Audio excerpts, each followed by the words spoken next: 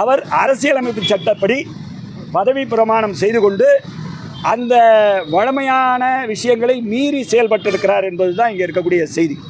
அப்போது அதனால் என்ன செய்கிறோன்னா, இந்திய அரசியலமைப்பு சட்டத்துக்கு புறம்பாக ஒரு நீதிபதி செயல்படக்கூடாது. அவர் நீதிபதியாக செயல்பட வேண்டும். அவர் ஆர்எஸ்எஸ்ஸுக்கோ பாரதிய ஜனதா கட்சிக்கோ உதவி செய்ய வேண்டும் என்றால் அவர் அந்த கட்சியில் இணைந்து பணி செய்யலாம்.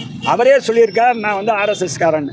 ஆனால் நாம் அதிலெல்லாம் பிரச்சனை இல்லை. நீதிபதியாக இருந்துட்டு இதை செய்ய வேணாம்னு சொல்கிறோம். உயர் நீதிமன்ற தலைமை நீதிபதி தான் ரோஸ்டர் ஆஃப் இன்சார்ஜ். அவர்கிட்ட நாங்கள் ஒரு கோரிக்கை வைக்கிறோம்.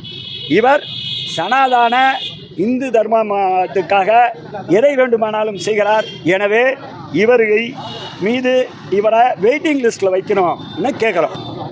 இந்தியாவில் இருக்கக்கூடிய பாராளுமன்ற உறுப்பினர்கள் இம்பீச்மெண்ட் கொண்டு வந்திருக்காங்க. அந்த இம்பீச்மெண்ட்டு முடிகிற வரைக்கும் இவர் மீதான இவருக்கு அலாட் பண்ணக்கூடிய விஷயங்களை அலாட் பண்ண வேண்டாம்னு சொல்கிறோம். அதற்கான கையெழுத்து இயக்கத்தை நடத்துகிறோம்.